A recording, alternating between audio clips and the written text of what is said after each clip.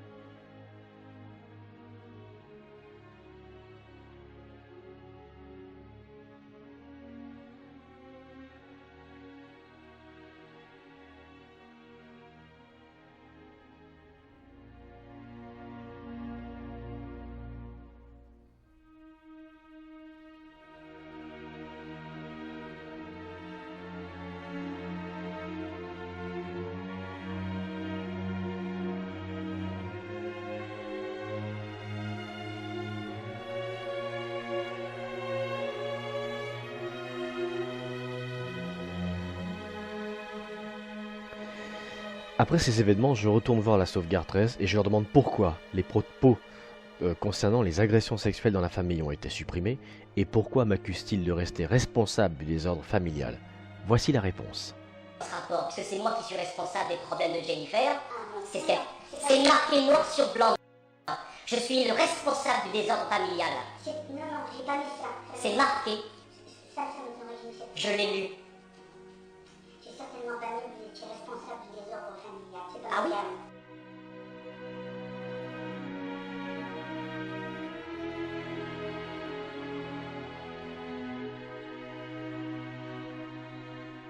En fait, ce rapport ne reflète plus du tout mes déclarations, elles ont été modifiées, voire complètement inventées, et il est totalement à charge contre moi.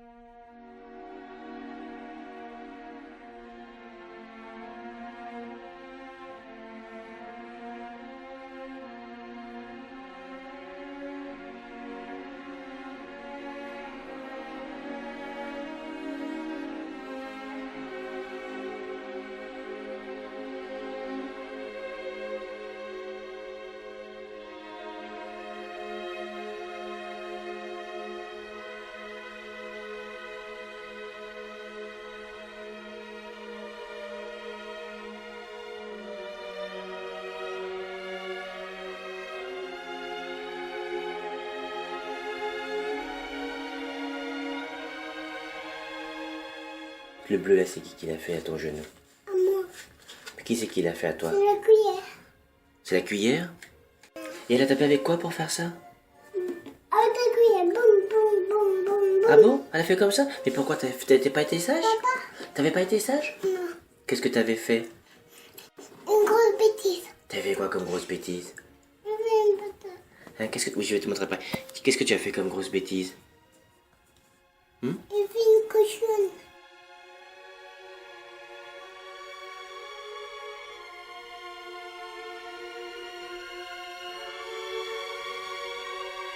Et qu'est-ce qui fait plus mal, la tapette ou la cuillère en bois? La cuillère en bois.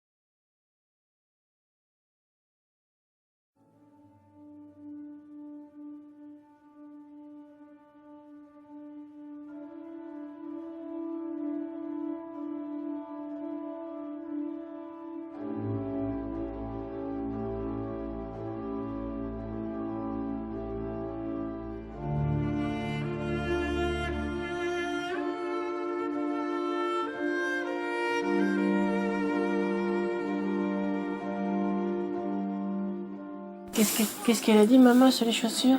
Elles te font mal? C'est pas grave. La mère est consciente de ses problèmes de chaussures. Cela dure depuis des années. C'est un acte délibéré. Pourquoi? Parce que je pense que c'est un problème religieux. La mère s'est radicalisée. La souffrance est rédemptrice.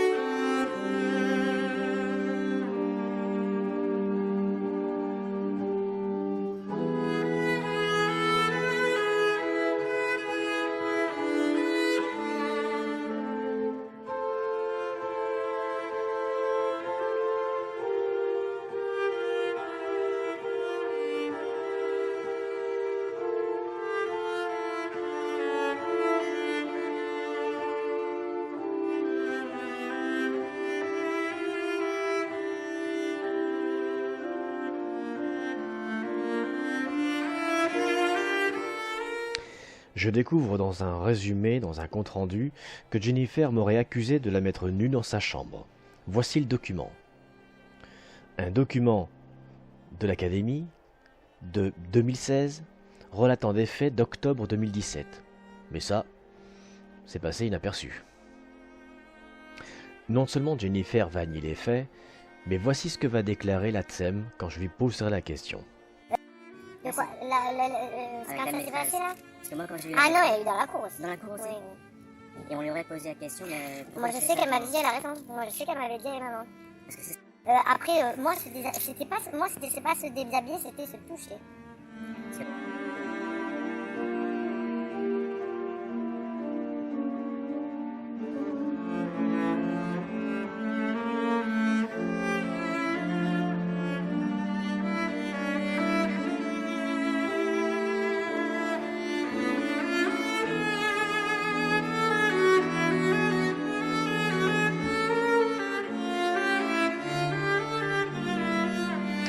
On est passé de je la mettais toute nue dans sa chambre et puis plus rien, à je la déshabille et maintenant je regarde son sexe.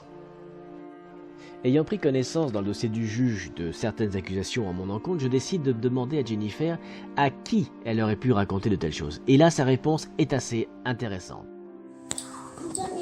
Tu les as jamais vus? Tu ne connais pas leur nom? Alors qu'est-ce qu'elle a dit, maman? Elle a dit quoi exactement, maman? Elle a dit devant tout le monde que papa il mettait toute nue.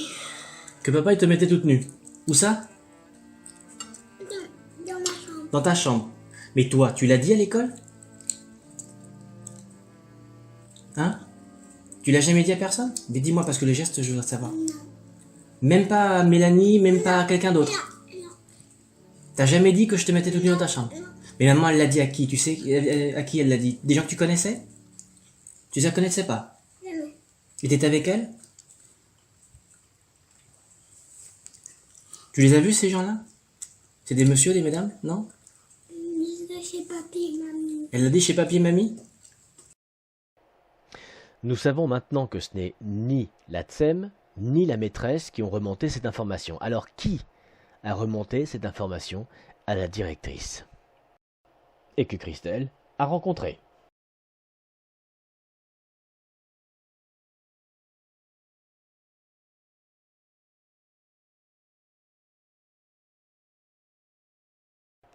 « 2016, j'ai remonté un certain nombre d'agressions sexuelles et de coups et blessures. Cela ne passe pas et ils décident de m'arrêter. Pour cela, ils vont tenter de faire remonter des informations par Jennifer en mettant en place une campagne de dénigrement et d'actes pédophiles. Voir les enregistrements de d'octobre 2016. Apparemment, Jennifer ne semble pas avoir remonté quoi que ce soit. Alors la mère va rencontrer une mystérieuse personne qui, elle, va remonter ces infos, ce qu'aurait déclaré Jennifer. Quelques jours après, un email de l'inspectrice demande une enquête contre moi. Je pense que ces accusations en 2016 sont la réponse à ma déclaration sur PV où j'ai découvert Jennifer nue comme un verre, badigeonnée d'huile pour la fête des pères. Mais rappelez-vous, en 2017, entre mai et juin, c'est une violence inouïe que Jennifer subit et que je dénonce. Il faut donc m'arrêter de nouveau et pour cela, ils reproduisent le même document en changeant cette fois la date des événements. Des remontées d'octobre 2017 où Jennifer aurait réitéré ses accusations mais en oubliant visiblement de changer la date du document. Comme on peut le voir, ils n'hésitent pas à produire des faux pour justifier leur action et m'écarter.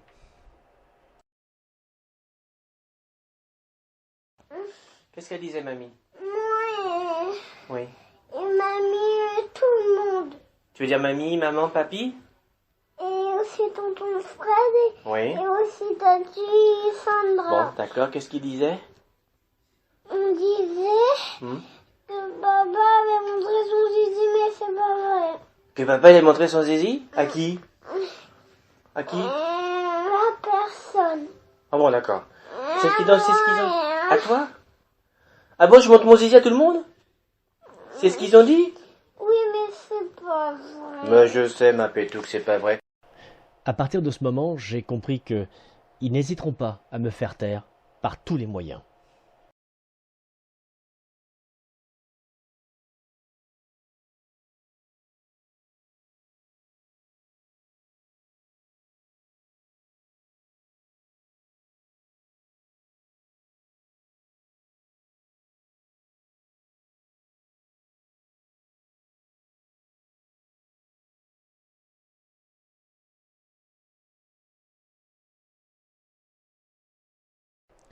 Après avoir entendu 2 juges me dire qu'il n'y a rien dans le dossier qui prouverait la maltraitance de Jennifer, je décide de rencontrer le procureur avec seulement les certificats médicaux attestant pour certains des hématomes provenant clairement de coups affligés. Ce ne sont pas les preuves qui manquent. Avec une vingtaine de certificats médicaux, des strangulations et un poignet fracturé, le tout en moins de 2 ans, on ne peut pas dire qu'il n'y a rien dans le dossier. J'espère ainsi provoquer une prise de conscience d'un dysfonctionnement dans la chaîne. Après de multiples courriers au procureur sans réponse, je finis par obtenir un courrier d'une association d'aide aux victimes, la Perse, qui me dit être mandaté par le procureur pour les rencontrer. Je ne vois pas l'intérêt du tout de les rencontrer. Toutefois, je m'y rends et je demande à la personne que je rencontre de rendre en main propre le dossier médical et de lui demander s'il n'y a vraiment rien dans le dossier. Elle me garantit de le faire. Je vais prendre connaissance du compte-rendu fait par la Perse bien plus tard, et je suis étonné de voir un rapport de 4 ou 5 pages où je n'avais rien déclaré d'autre que de remettre le dossier au procureur. Non seulement le compte-rendu va montrer que la mère a été entendue et est une victime, il n'y avait aucune raison de l'entendre, mais ce rapport sera également à charge contre moi. Je n'ai jamais déclaré qu'il y avait des ramifications d'une secte partout au sein même du tribunal. Une chose est sûre, c'est le énième rapport avec des phrases que je n'ai jamais prononcées. Je me demande maintenant si le procureur est vraiment au courant de la situation et a-t-elle bien reçu mes courriers ? Ça, j'en suis maintenant beaucoup moins sûr.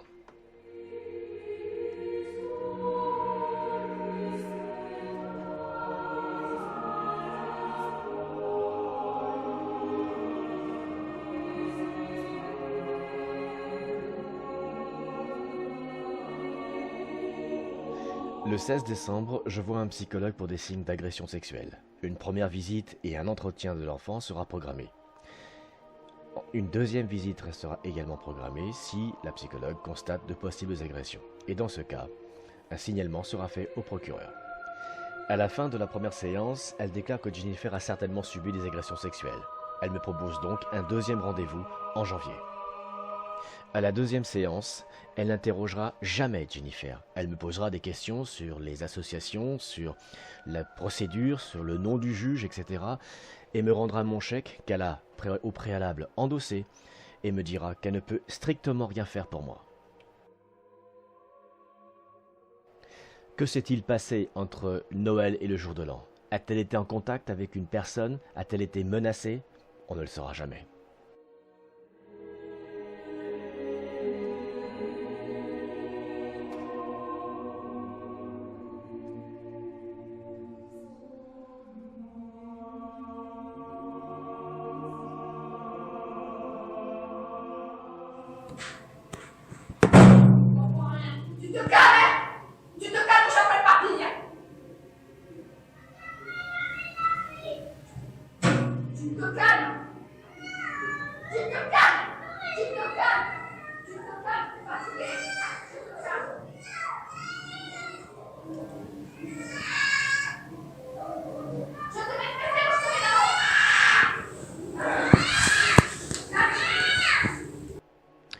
Juin 2017, Jennifer prendra un coup de poing sur sa jambe droite.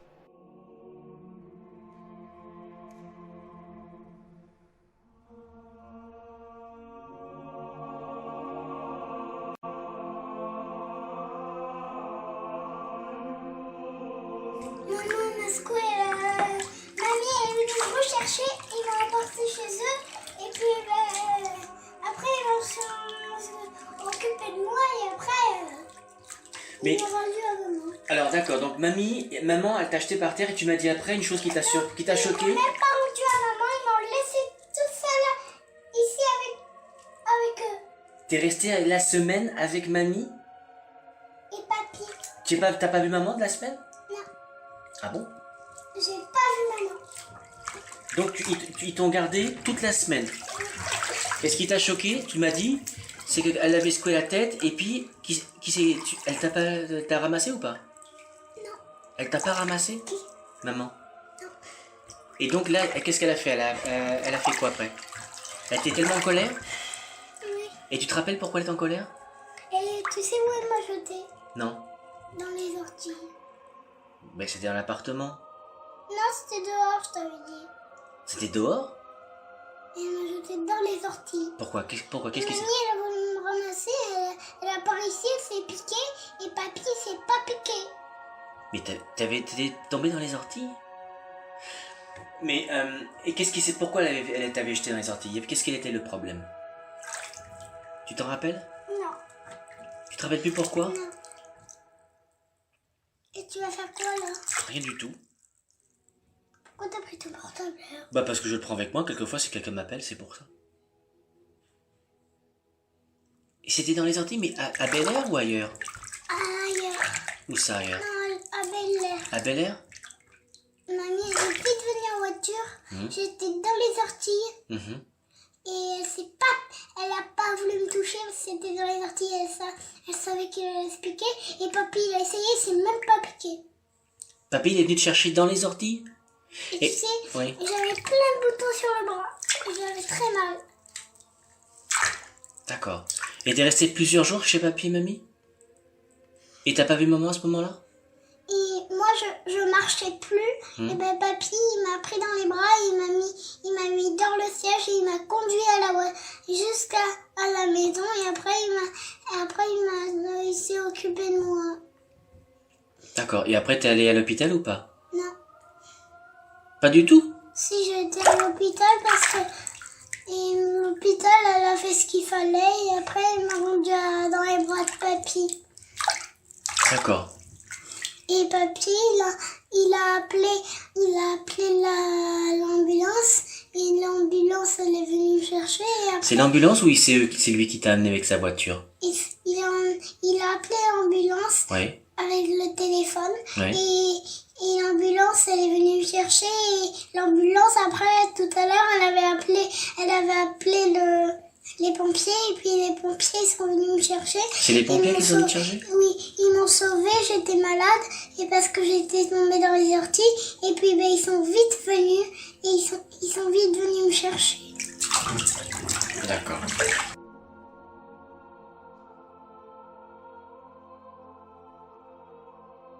Jennifer pourrait mourir à chaque instant sous les coups, et Laseux délibérément ferme les yeux. En 17, je décide de publier une vidéo afin que tout cela cesse. On ne peut plus continuer comme ça. C'est l'inspectrice elle-même qui fera le nécessaire pour supprimer la vidéo sur YouTube, mais elle ne changera toujours pas son positionnement.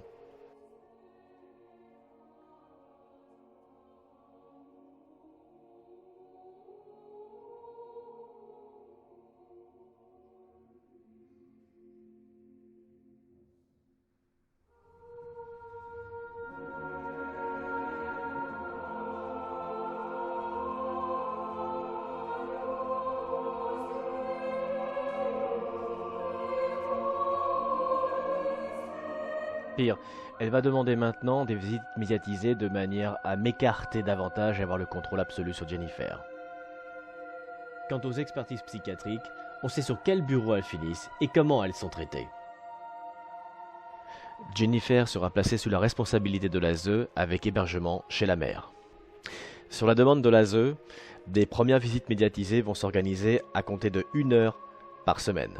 Pendant les 3 premières séances, elle va expliquer comment sa mère la frappait. Apparemment, les déclarations de Jennifer dérangent et on va m'expédier sur une association où mon temps de visite sera divisé par 2. Mes droits de visite vont passer de 1 heure par semaine à 1 heure tous les 15 jours, et ce, sous surveillance.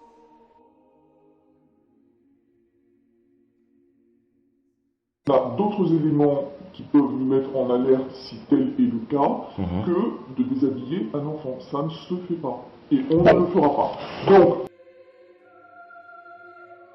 Le message est clair, ils ne regarderont pas si Jennifer prend des coups.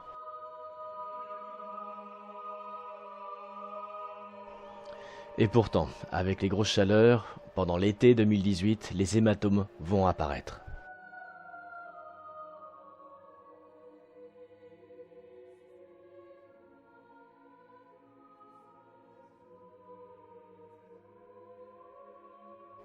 On m'interdira la prise de ces photos. Personne ne reconnaîtra la présence des hématomes, sauf peut-être... Jennifer a des coups, on laisse tomber. Jennifer a des coups. Ouais. C'est remonté à la zone.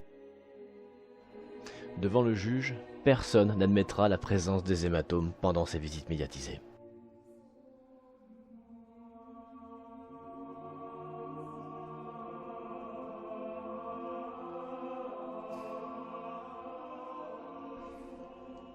Pour cela, ils vont continuer à m'accuser d'harceler de questions Jennifer. Et la mère sera vue comme une pauvre victime. Contrairement à ce qu'il y a décrit, je n'ai jamais accusé le parquet.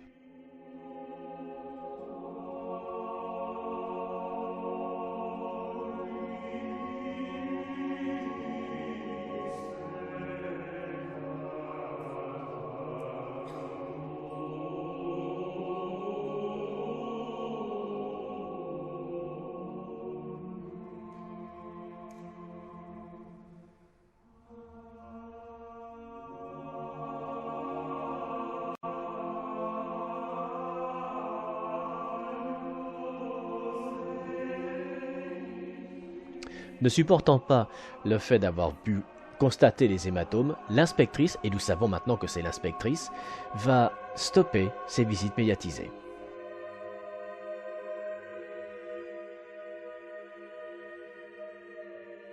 Il y a un cadre au CFC qu'on a défini avec vous, qu'on a rappelé 2 fois, qui a été retransgressé lors de la dernière rencontre. Puis-je vous demander depuis quand vous le savez ça? Qu'est-ce que vous savez exactement? Depuis 2 jours. Depuis 2 jours, c'est-à-dire qu'on est vendredi, vous savez depuis mardi ou là? Mardi, on est vendredi, mercredi plutôt, je pense. Mercredi, vous l'avez su depuis mercredi? Ou alors mardi peut-être. Je crois que c'est plutôt mercredi.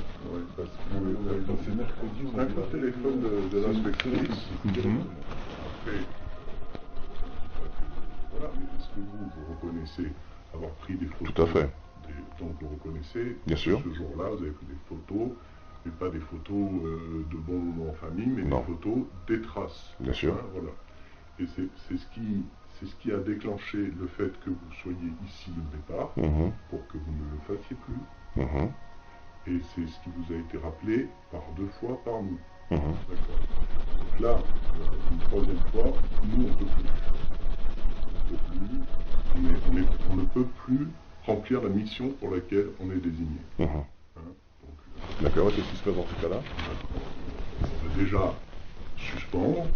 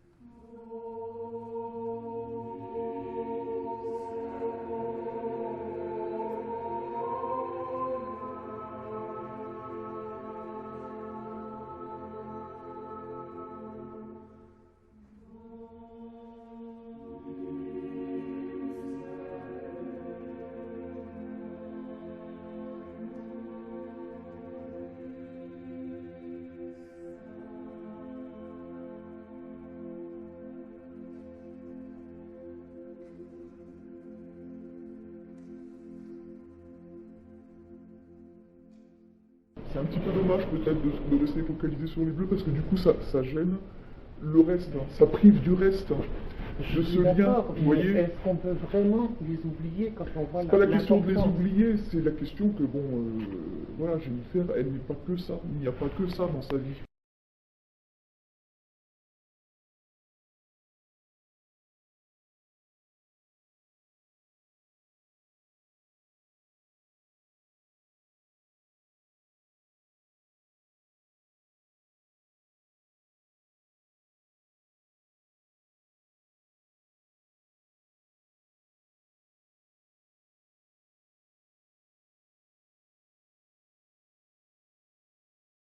Jennifer a des coups, c'est remonté à l'ASE.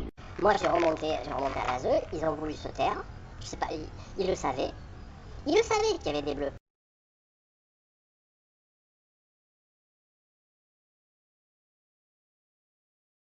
Vous pouvez les mettre en porte-à-faux. Non, je ne peux pas les mettre en porte-à-faux. Pourquoi? C'est votre carrière qui est en jeu? Qu'est-ce qu'il peut faire contre vous? Qu'est-ce qu'elle peut faire contre nous? Ne plus nous envoyer de situation. On est sous contrat. N'oublions pas que ces agressions sexuelles à répétition auront un impact sur sa vie future, et que personne n'a dénoncé par lâcheté. Et au-delà de cette maltraitance physique, n'oublions pas que dans un coup de colère, Jennifer pourrait disparaître.